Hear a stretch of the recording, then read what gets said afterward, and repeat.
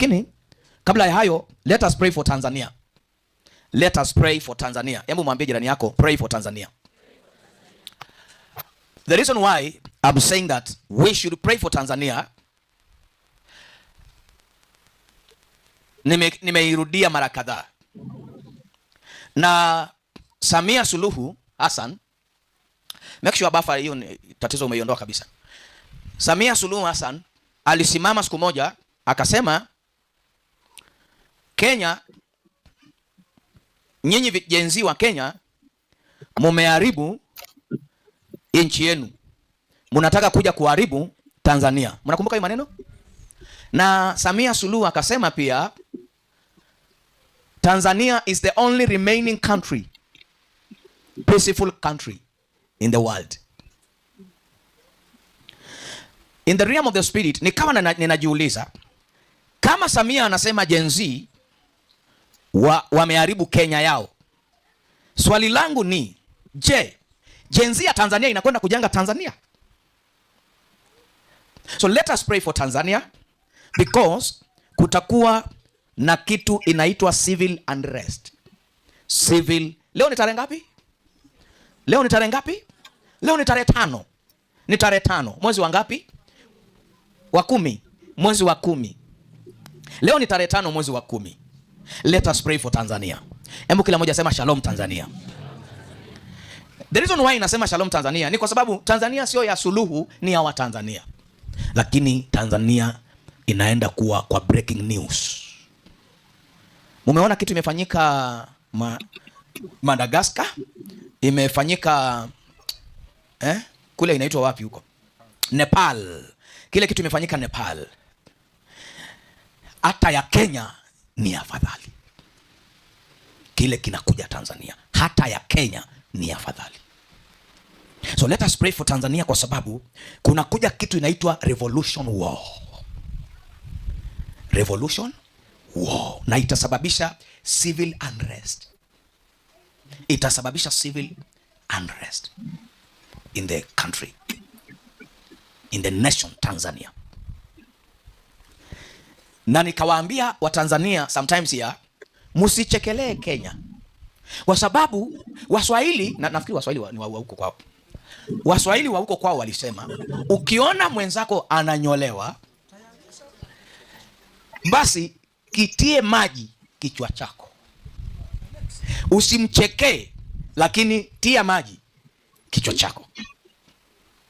Bahati mzuri kwa neema ya Mungu, hata kama Kenya ilinyolewa, nywele ya Samson ilimea tena. So nikasema Tanzania msichekelee Kenya kwa hali iliyopo. Kwa nini prophet anasema Tanzania msichekelee Kenya kwa hali iliyopo? Ni kwa sababu kile nabii anaona inakuja kutokea. Hakuna mtu anaweza kuzima hiyo moto. Hakuna mtu anayeweza kuzima ule moto. So Samia stood up and say that your country is the only remaining country in Africa that is peaceful. Biblia inasema mtu yoyote anayezania kuwa amesimama, basi na aombe kwa Mungu asifanye nini? Asianguke. Narudia tena, mtu yoyote anayedhania kuwa amesimama, Biblia inasema na aombe Mungu asifanye nini? Asianguke. Ni kweli Samia, peaceful country, not spiritually.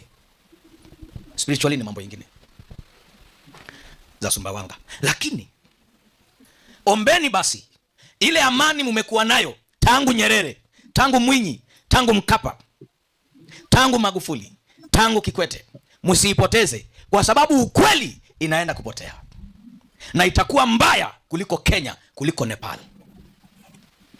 Sababu ni kitu imeshapangwa, na wao wanafikiri wanaenda uchaguzi kama kawaida.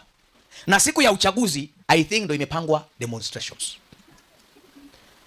Imagine the election day ndio Gen Z wamepanga mighty demonstration.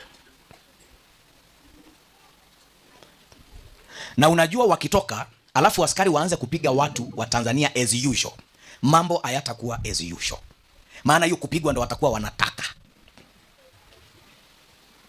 Lakini kama askari watakaa kimya, waangalie wakiimba, huenda Tanzania ikawa salama. But tukiombea Tanzania leo, kuna uwezekano hiyo kitu iwe limited, ikuwe imeshuka, isikuwe na moto na nguvu hivyo. Salimia neighbor, mwambie pray for Tanzania. Msalimie tena, mwambie pray for Tanzania. Ni wangapi wanaombea Kenya? Tuendelee kuombea Kenya. Nilisema na tukapatana, tukakubaliana. Si mlisema corruption ishikwe? Umesikia mambo ya SHA? Kumbe kuna watu wanakula. Na unajua watu wakikula, wakora wakikula hivyo, na ni kesi yote inaangukia nani? Rais. Umeona wale wamekamatwa jana? Millions of money. Mtu anafaa kuandika 15,000 for example. Anaandika 100 million. Na inatoka. Na wanakula.